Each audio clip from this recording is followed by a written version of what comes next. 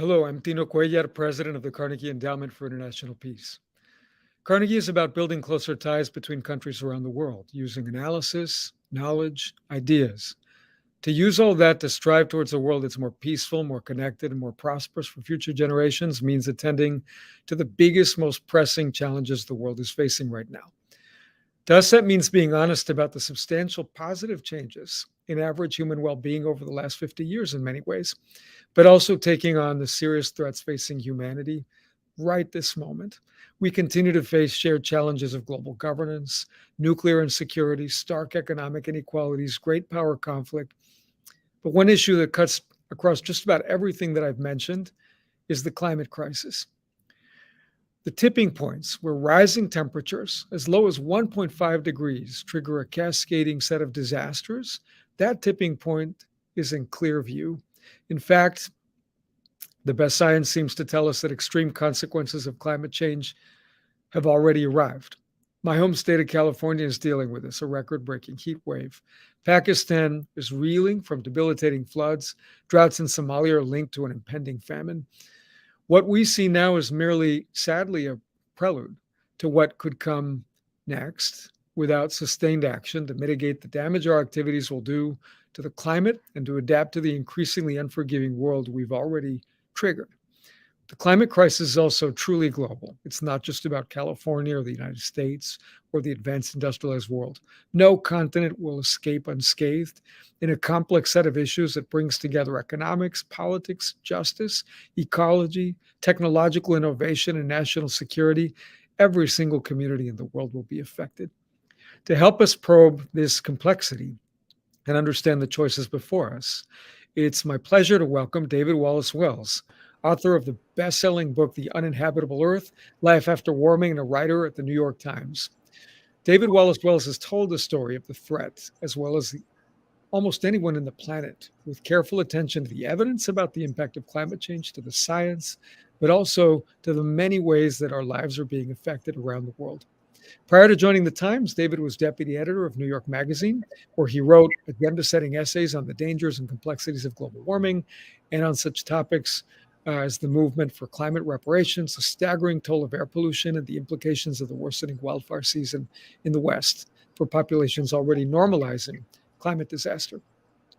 This is Carnegie's second conversation in our series on the climate emergency under the umbrella of Carnegie's new Sustainability, Climate, and Geopolitics program that will address the global crisis of our time by helping bridge the gap between geopolitics and scientific research. And our global audience and I are really grateful that David has agreed to be here today. Welcome, David. Thanks so much for having me. It's great to be here, and I'm really looking forward to talking. Thank you, David.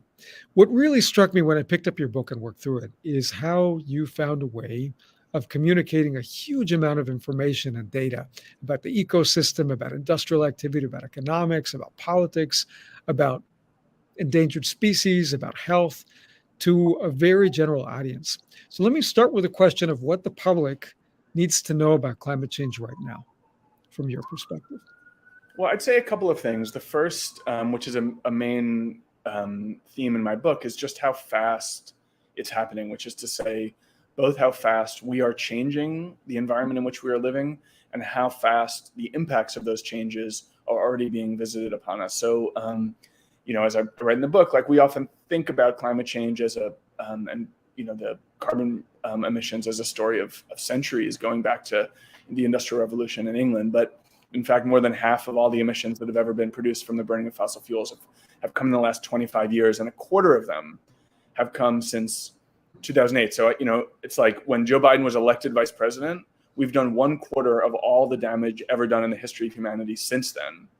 And while there are a lot of signs of progress in terms of what the near and medium term for decarbonization looks like over the last few years, I'll talk about that in a second, we are still at an all-time peak of carbon emissions today.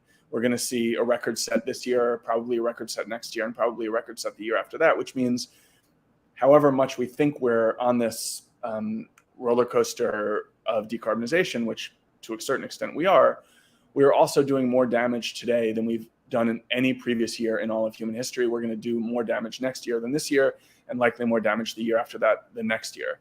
So it's a confusing time. We are changing planet. We are re-engineering the climate unbelievably rapidly. It's at a speed never before seen in the planet's history. And as a result, we're now seeing extreme weather, and maybe even more than that, weather disruptions and changes to the patterns of expectations that we've built our entire civilization on that are really quite dramatic. In many cases, this is just the amplification of familiar threats, but when you amplify a threat that our existing infrastructure, social and otherwise, is barely adequate to contain, then you end up in a situation where our capacity to respond and protect each other has been totally overrun. And I think you mentioned the floods in Pakistan. That is very much an illustration of that phenomenon. There is a large human, political, economic element to that vulnerability, but there's also a large climate element to that vulnerability. And when we make the challenges much larger, the challenges to human flourishing and human safety much larger, it's going to be that much harder to meet them. And there are going to be that many more places on the planet that are unable to, which is going to lead to much more suffering. So I think both the speed of emissions and warming and the speed of impacts arriving and disrupting our lives are much faster than most people appreciate. But the third point I would mention is a somewhat more hopeful one, and that is that the speed of transition, and in particular the speed of transition that seems possible from here, more than the speed of the transition that we've already managed to this point, is much faster than almost anyone believed was possible a relatively short while ago. We have now something like 85 or 90% of the world's economies and emissions committed to some pathline of mid-century net zero target. That means cutting out emissions, or sufficiently at least so that we can basically balance them out and we're not making the planet worse. And we have the price of the main tools we need to be deploying right now, at least, in terms of electrifying our transportation sector and decarbonizing our energy sector. Those tools have gotten much, much more cheap and, as a result, much more appealing almost everywhere in the world over the last decade, such that now some estimates say that 90% of the world's population lives in places where renewable energy is cheaper than dirty energy. And in many parts of the world, it's already cheaper to build new renewable capacity than it is to continue running existing fossil fuel infrastructure. Those are really, really significant changes that totally transform the sort of policy landscape facing decision makers at the highest levels in the planet. They're still moving much too slowly. We're still moving much too slowly to avoid, a dangerous level of warming. But limiting warming to something like 2 degrees, say, which for a long time was the goal of international climate negotiations. In 2015, we raised the bar, lowered the goal, however you want to talk about it, to 1.5 degrees. But I think that's unlikely. But I think it seems now quite possible to imagine a future in which we've limited warming to about 2 degrees. And while that's not good, it's a level that climate scientists have long called dangerous. Some have called catastrophic. Island nations of the world have called it genocide. It's still much, much, much better than a world of 4 or 5 degrees, which seemed where we're headed not that long ago. There's a lot of complexity in what you share. On the one hand, you highlight that there's been enormous change in the actual impact on the planet of what we've done even in the last 25 years. On the other hand, you note that we're on the cusp of having technologies available, and really, in some cases, already have them, that will radically change the possibilities for humans to generate the energy that they need. And let me highlight sort of one other complexity that's a little bit buried in what you're saying, which is the complexity that arises when you have a fast-moving set of events, but there's also a story about how the story is told, what people are hearing, where they're hearing it, what the narratives are. This last moment where you just said, some people would call it dangerous, some would call it catastrophic, island nations would call it genocide. Sort of pick up on that point. As a journalist, you're in the business of telling the story of an issue. You've been at this for years. You've interviewed many people about climate. And I wonder how you've seen the conversation and coverage change in the time that you've been working on this issue. Well, it's been actually a fascinating and rapidly shifting narrative environment, I think. I'd written a couple smaller things about climate change, but I started doing it in a big way in 2017 with a story that sort of looked explicitly at the worst case scenarios for climate change for New York Magazine. And at that time, I was motivated by a sense that almost everyone I knew who were, well-informed, well-read people, but not especially focused on climate, had a sense that warming was a sort of marginal, distant threat to the way that they lived and not a central dynamic force that would touch and shape their lives and the lives of their children and grandchildren. There was some warming anxiety. People were worried about it, but it wasn't, I didn't think, quite clear just how bad it could get. And most people who had even thought a fair amount about climate were still thinking of it as sort of one issue among many, as opposed to a sort of meta-narrative of our century, or the foundation on which the story of the next 100 years would be built and written. At the time, I thought that the public was relatively poorly informed for a complex set of reasons, but which included the fact that advocates and scientists both were sort of reluctant to scare the public. They thought that scaring people would be counterproductive, that it would drive fatalism and despair rather than action. And I do think that to some extent, for some people, that's probably true, but I also felt myself that I had been awakened by fear, and that presumably there were other people for whom that would be at least a useful tool among many. And I think that what we saw beginning around that time, 2017, 2018, was when we saw the UN release its 1.5 degree report, which is the report from which we get that we got to cut emissions in half by 2030 timeline. It's the report that sort of defines 2 degrees as catastrophic.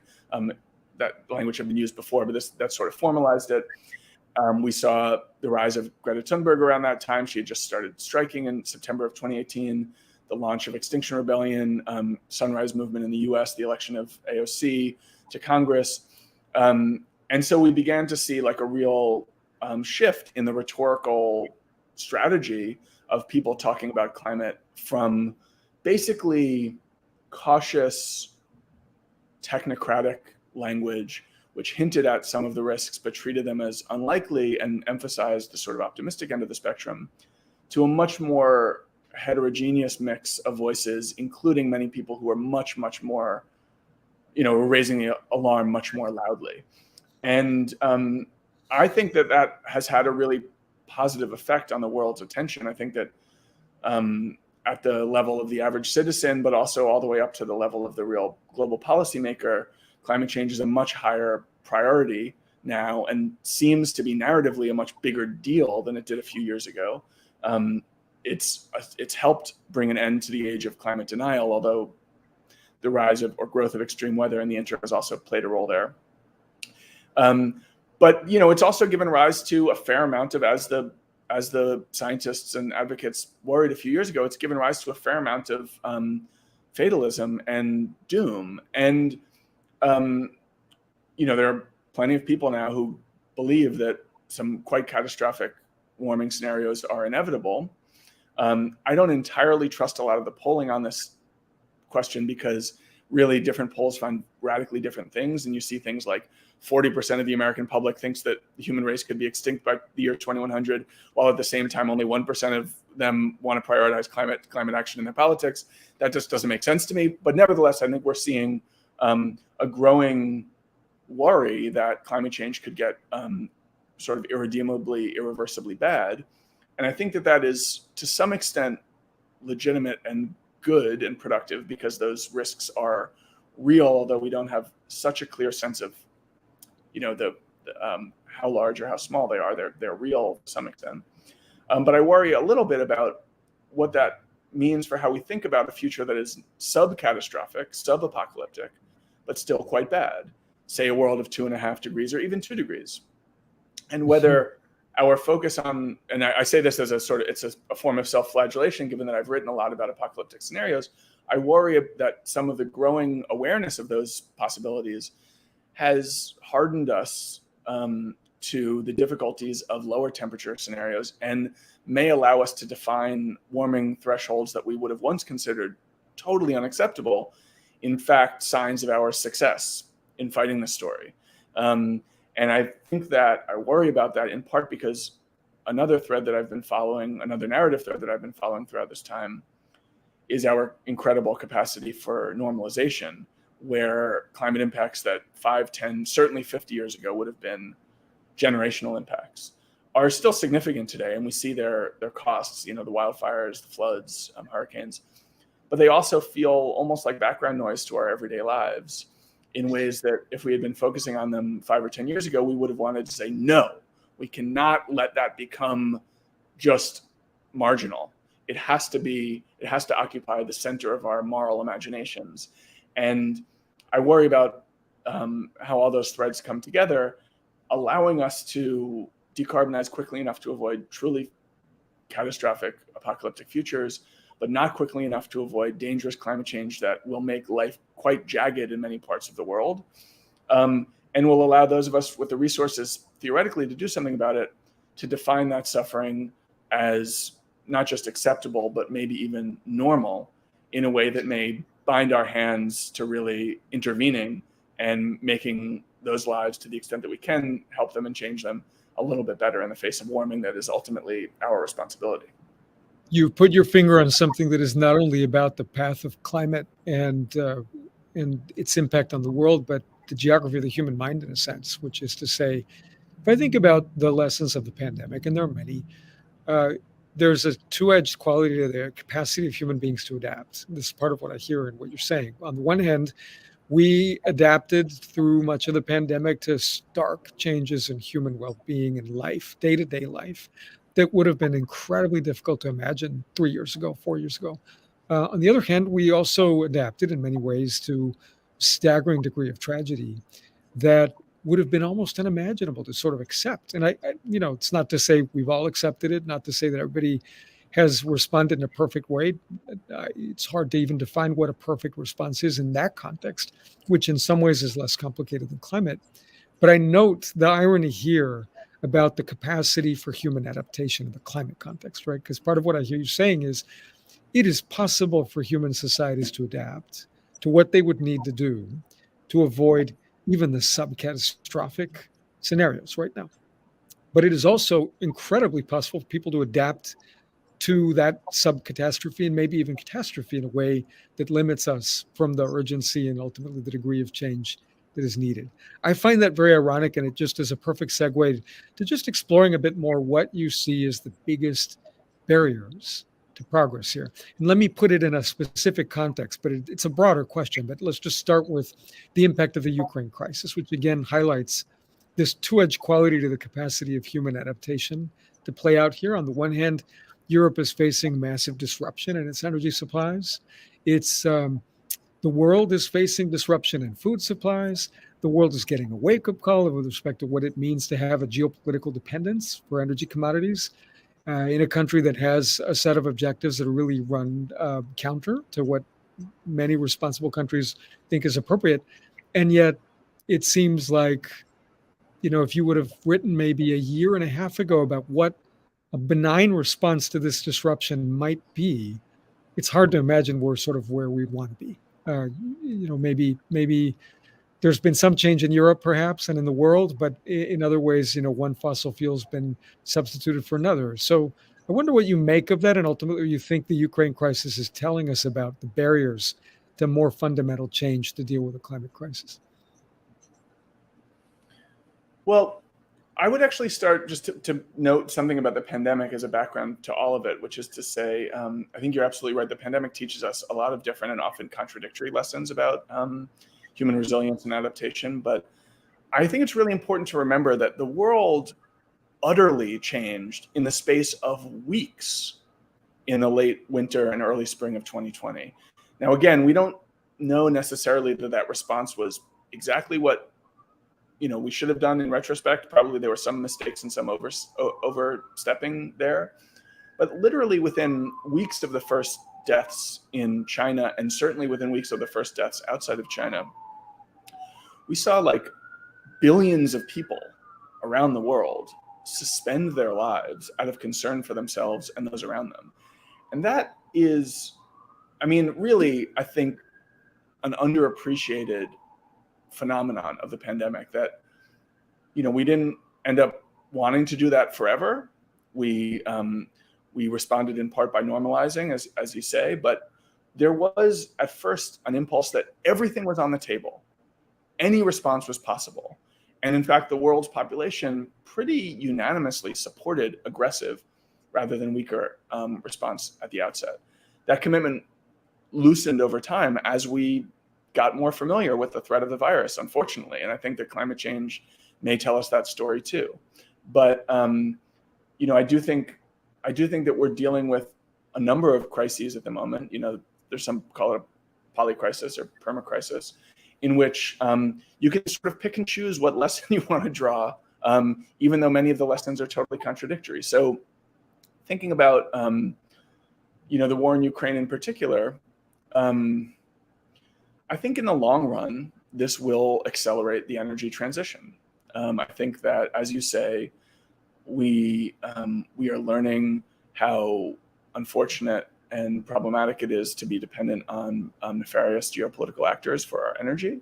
And that lesson is profound and global. We also are learning how difficult it is to make major transitions rapidly. We simply can't build renewable capacity sufficient to replace the declines in Russian gas in Europe in time for the winter following the invasion. It's just not possible. And that means that the adaptive response is imperfect. It's imperfect on a carbon basis. The coal that's being burned in Europe and will be burned this winter in Europe just through this little bounce back in response to the Russian invasion of Ukraine is greater than the total national emissions of dozens of countries in the global south. It's imperfect in terms of quality of life in Europe. The cost of energy has gone so high that it is pushing many businesses out of business and pushing many homes into energy poverty. And it also has really worrying and I think underappreciated impacts elsewhere around the world, where because Europe is bidding up the price of LNG in particular, but coal also, many places elsewhere in the world that have come to depend on those fuels, much poorer than Europe, are basically being priced out of the market. And you've seen things like energy ministers in the global south saying that they expect that over the next 18 months to be seeing much more energy shortage and blackouts than they've had in the past. And that's really, really bad news and global news. At the meta level, when you ask at the outset, like, what are the obstacles here, and how does the energy crisis prompted by the invasion illustrate them? I think ultimately the big story is the fossil fuel. We live in a fossil fuel world. We have lived in a fossil fuel world for a very long time. Since 1970, 50 years, the share of global energy produced by fossil fuels has fallen only from about 86% to about 80%.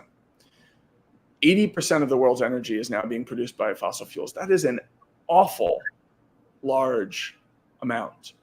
Everything we do in industry, everything we do when we build infrastructure, everything we do when we build buildings, everything we do about how we raise agriculture, all of it is tied up in fossil fuels. And one of the things that I didn't fully appreciate until the Russian invasion was how much global fertilizer was the result of natural gas production. These things are all connected. We live in a networked web that was produced by fossil fuel use and is sustained by fossil fuel use. And changing every aspect of that, or even changing enough of it to allow a renewable response to an energy crisis as opposed to a fossil fuel response to an energy crisis, is really, really hard. Now, fossil fuel companies play a role. Their friends in government play a role. Our cultural resistance to change, that plays a role too. They all make it more challenging. But on some level, the really big story is just like the thing that we're trying to unbuild and replace is absolutely enormous and present in almost every aspect of our lives. And getting that job done and really eliminating every trace of carbon from that entire universe of human activity is a really, really large and challenging challenge. That is such an important point. I just want to dwell on that for a moment, David, because I recognize you and your work are pushing us to be ambitious, the world, right? To be ambitious about how we plan, what we do, how much we accept and absorb the reality of crisis. And yet the nuance in what you just said to me highlights that I mean, I don't want to, let me ask it as a question.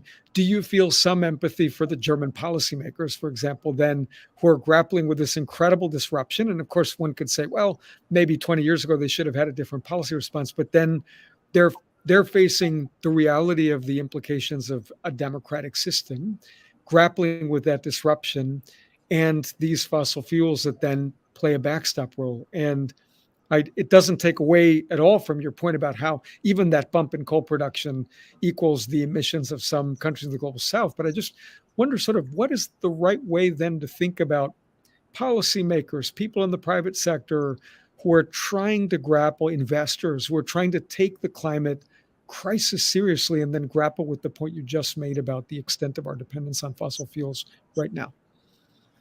Well, I would say the main thing that I would hope that they focus on is that the main lesson that they would learn from all this is that we can't be making these decisions only on a short-term basis, and that, as you say, had more ambitious action been undertaken even 10 years ago, but certainly 30 years ago, we'd be in a very, very different position than we are now. And in fact, there was agitation when Germany began retiring its nukes to do more to replace that power with renewable energy as opposed to gas dependence. And that path was not really taken. And there were reasons at the time that it wasn't. Renewables were considerably more expensive, and it was thought in a way that we now understand is a little bit misleading, that natural gas was a attractive substitute for coal and oil. To some extent, it can reduce emissions, but not nearly as much as its advocates suggested a decade or two ago. But so, when you're in a short-term crisis, you're going to have to make short-term decisions, but you have to find a way also to make long-term investments and make long-term plans.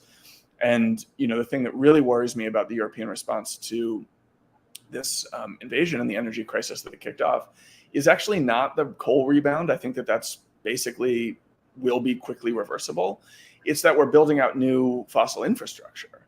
Turning on a coal plant for 6 months during the winter, it's bad. But, when you think about the fact that we have 2.5 trillion tons of carbon in the atmosphere, Europe adding a little more over the course of, if the timeline is 6 months to 12 months, it's not ultimately all that consequential. What's really consequential is building new gas terminals that are going to have to run for 20 or 30 years to make their money back, and which are going to demand continued use of a fuel that warms the planet like natural gas. That really worries me. It really worries me that in the UK, it's not just that they're talking about fracking, it's that they're making fracking the centerpiece of their response to this challenge, when in fact, fracking will only be a long-term response. It cannot help in the short term, in the same way that new nuclear construction cannot help in the short term, or new renewable construction cannot help in the short term. None of these projects are going to come online fast enough to deal with the next 18 months crunch, which means that it's pointless as a response. And yet it's not just part of the response. In the UK, it's the center of their response. That suggests to me a real poverty of imagination and a real understanding of the complicated dynamics here. But you asked me in particular if I have sympathy for the German ministers here, which I do, but I would also say I have considerably more sympathy for ministers across the global south who are being told by private investors, but also those managing public investor support across the global north, that there won't be they won't be able to count on that support for their own transition spending because it's too fossil intensive. And we're talking about 700 million people in the world who don't have access to electricity. I would like to see those people get the access to that power through renewable power. I think it's possible. But I also think we need to understand that, the standards that we hold, like Denmark to, can't be the standards that we hold Nigeria or Kenya to. It's just not moral to do that. And we need to have a system of, especially financial, but also diplomatic and geopolitical support in place that is considerably less punitive and hard line about those people who are starting this transition with much less, and probably hold ourselves to a considerably higher standard than at least the leaders in Europe are holding themselves to today when we're talking about, making generational commitments to fossil fuels at a time when all the science and indeed all the politics tells us that that's quite damaging to our future. You segued perfectly into what I wanted to ask you next about, which was, and in some ways, that's partly why I asked you the question about Germany, because there's a staggering degree of inequality built into this discussion in some ways around how we got here, who bears the impact of climate change, even in what could be called sub-catastrophic scenarios, and then also how the world deals with the reality that hundreds of millions of people are waiting to join the global middle class, billions even, depending on how you define the term, at least a billion. So how we deal with their energy needs, you've started to allude to. And I want to ask you more about that. But first, I also want to highlight a point that is related to your comment about the pandemic. Staggering capacity for change, even in societies that have reasons to be recalcitrant, to be inertia bound. So one example is how we dealt with the early pandemic. Another, which I've dealt with a little bit in some of my academic work, is the incredible speed of the mobilization of the United States around World War II. And to me, that's an interesting example for two reasons, David. One is how fast it happened, how quickly the US got onto a war footing at a time when the economy had built a capacity for consumerism and civilian activity that was not really focused on producing armaments and on mobilizing massive numbers of people and so on. But the other thing is, we were not being invaded. And obviously, the US had geopolitical and economic interests at stake. But there's no question that part of the real genius at that point of an administration that, occasionally played a little close to the line with respect to what legal authorities it had was to get the American public to believe that their fate was connected to what was happening thousands of miles away in a different set of domains. And obviously, the entanglement on the Pacific and the Pearl Harbor bombing helped with that regard. But you could certainly imagine a lot of different responses that might have played out in history if it had been run differently.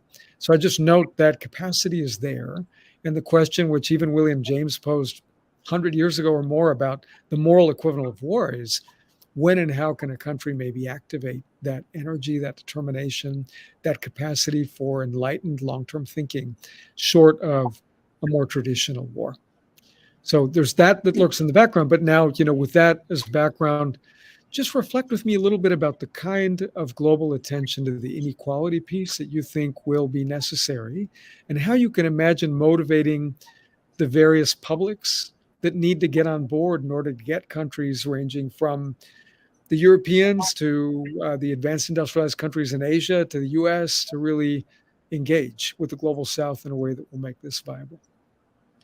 Well, I start on this question less as a advocate and more as an observer, and I just want to lay out some of the context there, because I think whether or not we can get the global North to truly engage and support the needs of the global South when it comes to both reducing their own emissions, or a better way of putting it would be enabling them to grow without producing considerable additional carbon, and helping them live in a world defined by much more dramatic climate impacts than even the ones we're seeing today. Whether or not we can really generate a moral response from the wealthy world, I think it's important for those of us who are thinking hard about this to just see clearly the size of that moral debt and just how extreme our carbon inequality really is. I was just looking at data this morning for a piece I'm working on. It's, the top 1% is responsible for 70 times as much carbon as the bottom 50% of the planet. If the global 1% reduce their emissions just to the level of the average European citizen, it's been estimated that global carbon emissions would fall by 30%. But a single 4-hour flight on a private plane is the equivalent of the entire annual emissions of the average EU citizen. We're not even talking about the global poor here. We're talking about the global rich, or the middle class of the global North. The average person in that place only produces as much carbon as a single 4-hour flight on a private jet. The average American refrigerator generates more carbon than the average person living in almost any country in sub-Saharan Africa. Almost all of those countries are responsible for a tiny, tiny, tiny fraction of all global emissions. And critically, because emissions accumulate in the atmosphere over time, you really have to take a historical perspective on these dynamics. And there, the gaps are even larger. So I mentioned in passing earlier about 2.5 trillion tons of carbon have been put into the atmosphere since the beginning of the Industrial Revolution. About 1/5 of that was produced by the United States alone. And that means that we are responsible for much more damage to the planet's climate future than any other country, and will always be. Whatever happens this century, China is not going to pass us. In fact, right now, even though we often talk about China as being a worse emitter, on a per capita basis, the US is still worse, even today. And which means that we have essentially written a quite ugly climate future for hundreds of millions, if not billions of people in the global south through our fossil fueled growth in the global north. Now, much of that was done in ignorance. Much of it was done, it's not like you and I are electing to create worse floods, more intense droughts every time we get in our car and fill it with gas.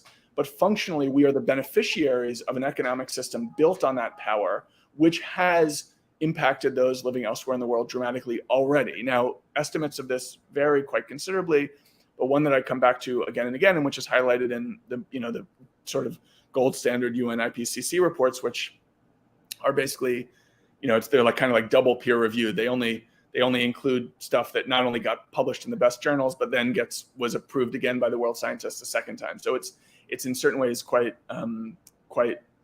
conservative. And there, researchers have found that, take India, India's per capita GDP is 30% lower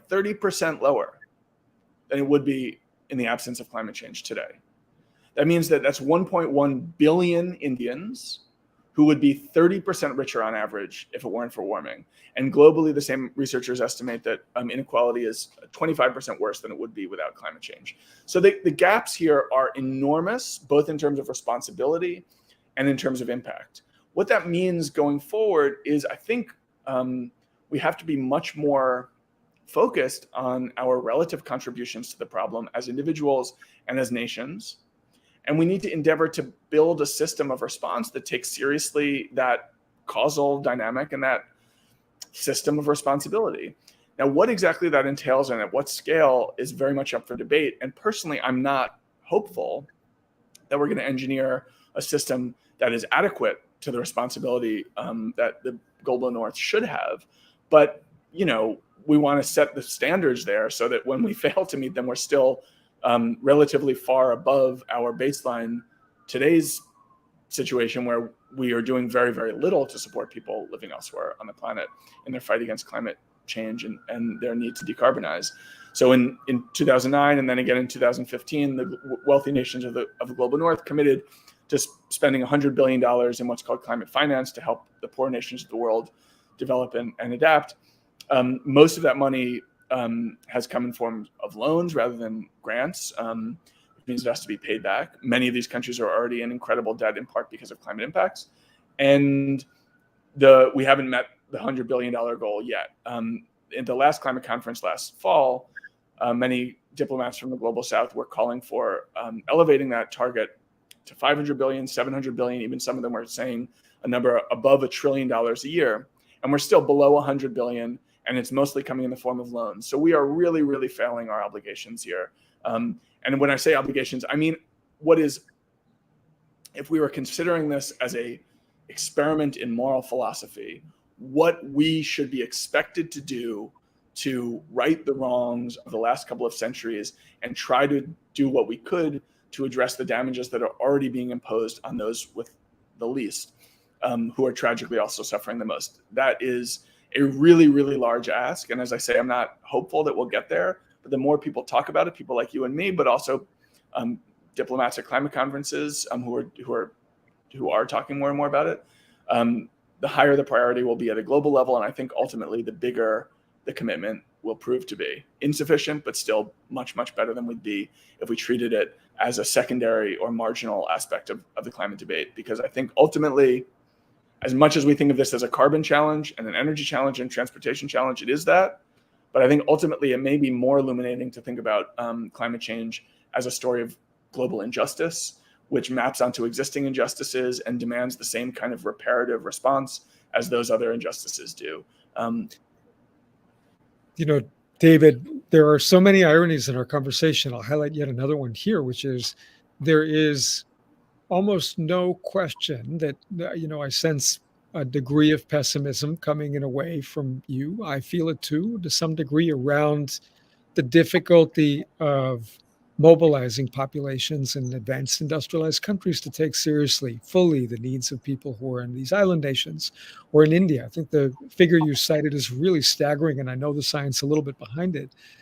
On the other hand, though, on the point you just made a moment ago, I have a hard time believing that if people listen closely to what you say and have an opportunity to reflect on it, that many, many Americans, Europeans, people in Japan, elsewhere, would not be moved to some degree by the moral imperative, to some degree, right? I think about episodes in our history since the Industrial Revolution around child labor, around women's suffrage, around the civil rights movement in the US, to some extent around human rights around the world, the treatment of women.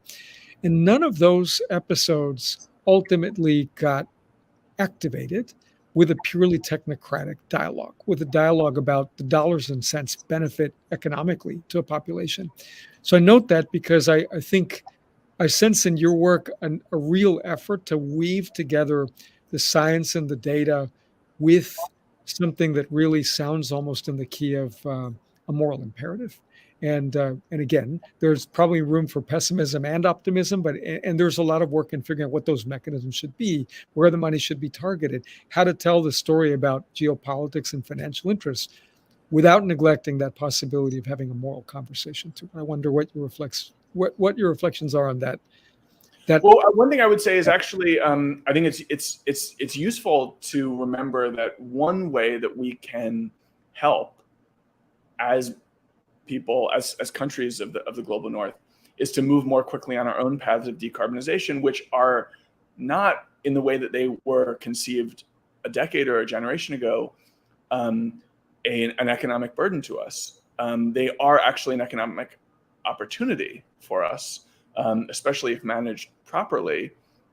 Just one data point, but the IRA that was just passed in the US has been estimated that to create over a decade 9 million new jobs. And many analyses suggest that a quite rapid decarbonization pathway for the global north would make us all better off in the short term. So there is an opportunity to actually, see out to do some work to help give room for those living elsewhere to have their own smoother transitions by also making ourselves better off. So there is a place for a moral conversation, but there's also a place for some win-win capitalistic language here, which suggests that we can be better off by helping those elsewhere in the world be better off as well. I don't think that gets us all the way there, but I think it really helps. And I think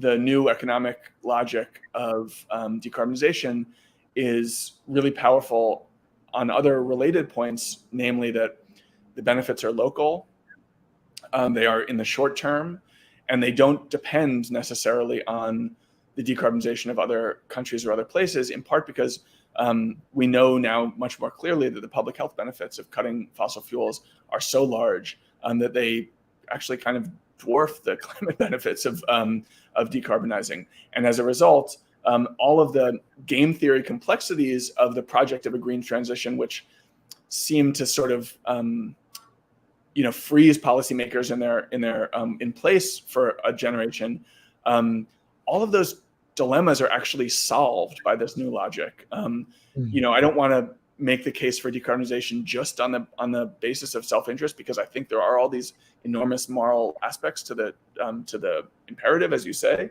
But I also think that the challenge is much less challenging in that way than it seemed a generation ago, because the benefits are so obvious and there for the taking in the short term, and we shouldn't ignore that either.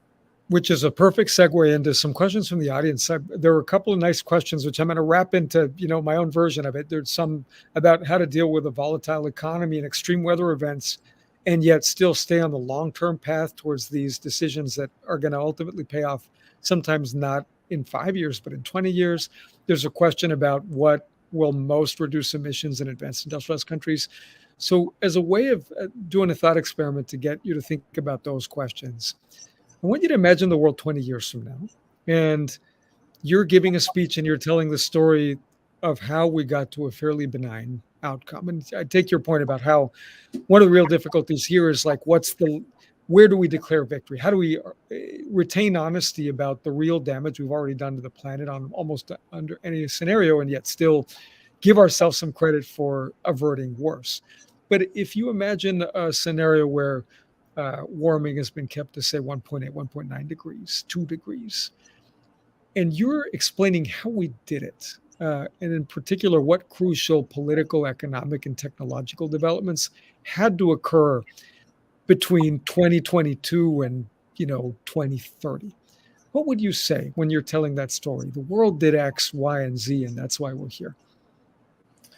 Well, at the highest level, I think the story would have to be that we truly prioritized climate action at every level and in every aspect of our lives. And that means in the short term, that is the next few years, dramatically scaling up the technology that we know is not just ready and capable, but is market ready, market tested, to decarbonize the biggest chunks of the world's emissions pie, which are also therefore the lowest hanging fruit, which is to say power and transportation. Like by 2030, we really should be almost all the way towards decarbonizing the power sectors of at least the advanced industrial economies of the world, and moving quite rapidly to getting to zero carbon transportation systems as well. Unfortunately, I think we're not on track for either of those, but we're sort of pulling into range of both of them. We can sort of see how much faster we have to move than we're moving now. It requires something like a quintupling of our rollout of wind and solar this decade. And probably a faster retirement of dirty cars, and faster rollout of EVs, and then probably a substantial build out of public transportation options as well. But it's not just the immediate low-hanging fruit that we need to be paying attention to. We also need to be building the basic R&D infrastructure that will allow advances in 2040 and 2050 to take place. And here I think the solar and wind story is really quite powerful, because we are now in a position where policymakers and even investors who are thinking about these things see the logic of moving into renewables as opposed to dirty energy. But that is because of what has happened over the last 20 or 30 years. US investment, but also German investment, and crucially, actually, Chinese investment in some ugly ways that we have some downsides that we probably don't have time to talk about here, but are the drivers of the incredible collapse in renewable prices that have made it possible to imagine a clean energy future that would also be cheaper than a dirty energy future. We aren't starting in 2022 without having done that work now. We are in a position to do that work now because of the work that's been done in the past, and we have to do that for industry, for agriculture, for buildings. We have to do it for every aspect of our lives. So we need to be pushing more money simultaneously into the immediate emissions cuts that we know we can manage, and into the R&D spending that will allow decarbonization farther down the line. And what those two things mean together is that ultimately we have to just prioritize this in the same way that we've really prioritized economic growth more generally as the sort of orienting principle of all of our activity. We don't have to trade off action for growth, but we have to understand that every decision we make has a climate impact. And one of the things we need to be doing in making those decisions is minimizing those impacts and giving ourselves the sort of broadest path to a sustainable and stable future of 2 degrees or maybe even below. I think below is going to be hard to pull off, but it's as Greta Thunberg says, it's within the laws of physics that we could do it. At least it's within that set of laws, right? Closely related question. So you pointed out that we've gone from 86% reliance on fossil fuels to 80%. And so the share of primary energy coming from fossil fuels is really hardly budged in some sense, which highlights how as we add sources of energy, of different kinds of energy, we tend to add to the overall stock of energy produced rather than substitute. And certainly with 1 billion people trying to join the middle class, that's not surprising. So what will be different this time around? How do we get to the point where when we're adding different sources of energy, we're substituting rather than just simply adding to the stock of energy? Well, I think, honestly, your question sort of contains its own answer, which is just that's what we have to do. We have to get to a place where we're substituting rather than rather than just adding. And the main way that we can do that is by much more rapidly expanding our zero carbon sources. We can't be content to merely displace the growth of fossil fuels. We need to be actually displacing existing infrastructure and basically forcing the end of new investment in fossil capacity. What policies and sort of social and political changes will bring that about, I think, is a more complicated question. But personally, I think there's both a place for sticks and carrots. I think that we should continue to subsidize renewable energy. I think we should basically be, turning the subsidies that we're still pouring into fossil fuels, hundreds of billions of dollars a year globally in direct subsidies, and much more than that in indirect subsidies, depending on how you want to count. We should be turning those away from fossil fuels and towards renewables quite quickly. And I think there probably are some punitive measures to put in place too, especially once the transition is a little farther along, to accelerate the end of our sort of fossil fuel era. And exactly how that plays out will be sort of different in different countries. But I also think that we may have overlearned the lessons of the failures of carbon taxes in parts of the US and in France, for instance, over the last decade, in thinking that no punitive measures could be taken. The famous Gilets jaunes protests in France, those taxes were imposed while tax cuts were being given to the rich. I think that was a big part of that story that goes underappreciated. And if it really is the case that renewable alternatives are going to be cheaper in relatively short order, if they are not already cheaper at the sort of consumer point, that'll really enable a whole different set of incentive structures to be built through policy, which I think can accelerate the transition rather than just helping us add zero carbon fuel to a quite dirty system. But it's very much an open question at the moment, especially in the US. We're really just betting on the first thing, on the fact that in the marketplace, renewables can outcompete dirty sources. If we give them a little bit more push, they're going to outcompete them a little more quickly. But we've been really scared about what policies need to be put into place to facilitate the actual retirement of fossil fuels and ensure that stranded assets are stranded and that we do keep it in the ground, as the activists like to say. Which brings up the technology issue as well. And so I'll start by noting one can't spend 20 years in Silicon Valley, as some of us have, and not get steeped in the sort of like debates about the role of technology, the impact it's had on the world. Certainly, it's hard to ignore that all kinds of technological progress has made even this conversation possible the way we're having it right now.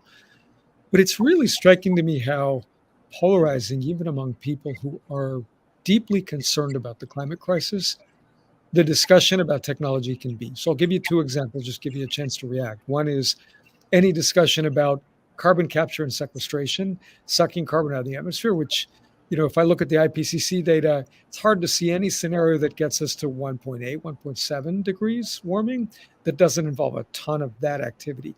And yet, of course, there's always the risk that people become overconfident and think that technology will somehow save us like a deus ex machina.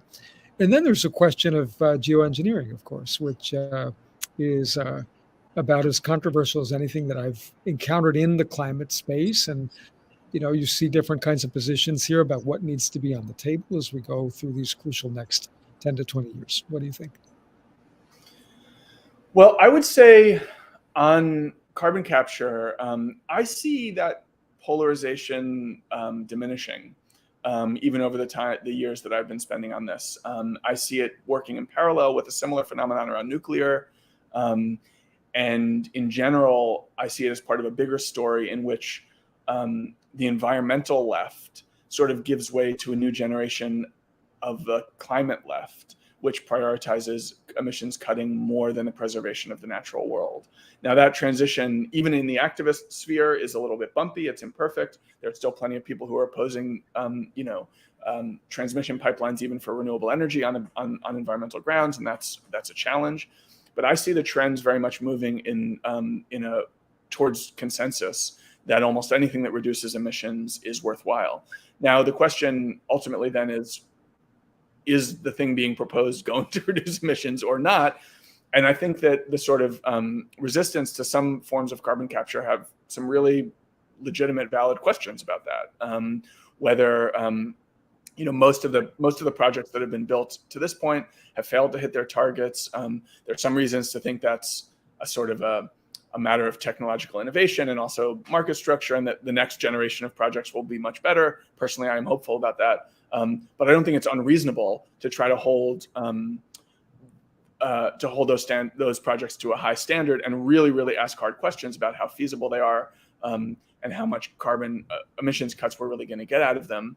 Because if we leave them to, for instance, in the case of a lot of CCS, the coal companies that are deploying them, those are not people I really trust to prioritize climate action. And so I'd like to see, in addition to much more support as the IRA is implemented and as we're likely to see in the years ahead, much more support for those kinds of technological solutions. I'd also like to see a more robust surveillance mechanism and sort of transparency, public review about what is actually being accomplished, so that we don't just end up treading water, which we can't afford to do.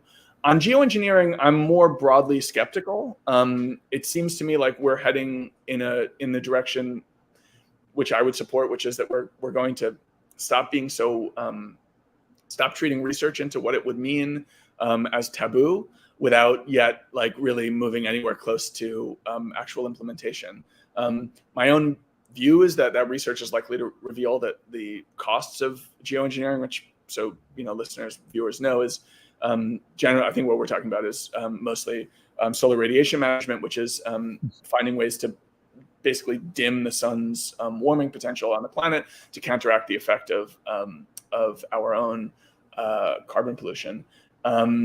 And I think that we're likely to find that the impact of that is going to be more damaging than we would like, and probably that it doesn't make sense as a policy response. On the other hand, I'm open to the possibility that it shows something different, and that it could end up being a much more affordable way of dealing with warming, especially in the sort of medium term, because it could, in theory, allow us to decarbonize a little more slowly than some of these more ambitious targets require, and still keep us at a comfortable level of warming in the meantime. I don't, as I say, I'm skeptical, but I think that it's been bad that we have treated it as an unresearchable question, rather than allowing that research to continue, so that we could be making decisions now based on at least a somewhat more robust understanding of its implications. In general, though, I think that, to your big point, I do think that the climate movement is more comfortable with technological solutions than they were 10 years ago, 30 years ago. There's still friction there, but I think that it's lessening. And I personally think that the amount of friction there is now is possibly productive. I'm not one of those people who thinks that we shouldn't be asking hard questions of carbon capture. I think we need to, if we wanted to achieve its ultimate goals.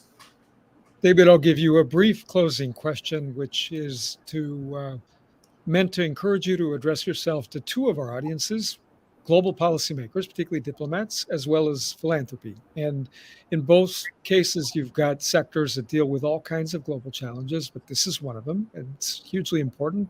By some accounts, philanthropy provides only a tiny percentage of its overall capital to climate-related activity, and certainly diplomats are pulled in 1,000 different directions. What might you say to these two groups to highlight to them the importance of their engagement, and what would you hope to see from each?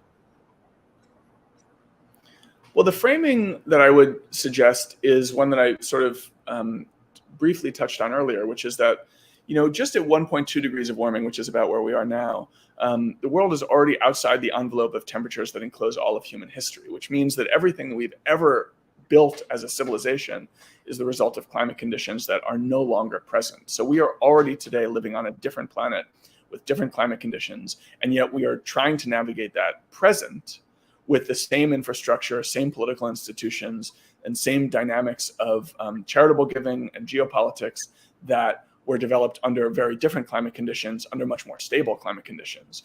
We need to adjust our thinking on every level to prepare for the transformations and the upheaval that will be brought, especially by additional warming, but even by the warming that we have today, because as I say, the planet has never been warmer than the one that we are walking on today, and yet we're walking on it on infrastructure and using social patterns that are the residue of those earlier eras, which no longer prevail and are no longer a good guide to the way that human life will evolve and either flourish or suffer or somewhere in between as a result.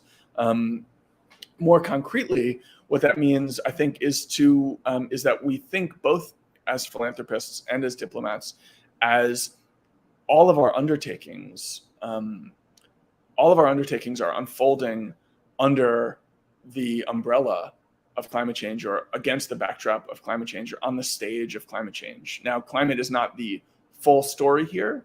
Human response and resilience is really important too. But this is the natural landscape on which every aspect of our future lives will be built. It is a much more jagged landscape than the one that we inherited. It is going to make all of our goals for human flourishing harder to achieve. It doesn't necessarily mean that they will be impossible to achieve, but it will make it much harder and more expensive. And we should be understanding that not just in terms of the scale of the challenge and how to respond to these impacts, how to alleviate their, the damages that they create, but also allow us to avoid some of them when we can, but also that there is no issue in the world that is disconnected from the climate story. And even if we want to be prioritizing aspects of the future that do not seem so obviously or directly climate tied, we should take seriously those connections and make sure that we are strategizing our response in the context of those connections, because that is the context in which we will be living, the context of a changing climate, less comfortable than the one that humans have always lived on before, more challenging to any of us who are trying to engineer a more prosperous and comfortable future. And if we don't take that context seriously, we're going to end up, behind the eight ball, to use a cliched phrase. We're going to be farther behind than we would be otherwise. And we're going to feel blindsided by climate impacts that we knew were coming, but chose not to see, and chose not to see as connected to our central priorities. David, through your work and also the hour we spent together, thank you for helping us understand that context. Thanks so much for having me. It was great to talk. Great, and hope we cross paths again soon. Thank you. To be continued.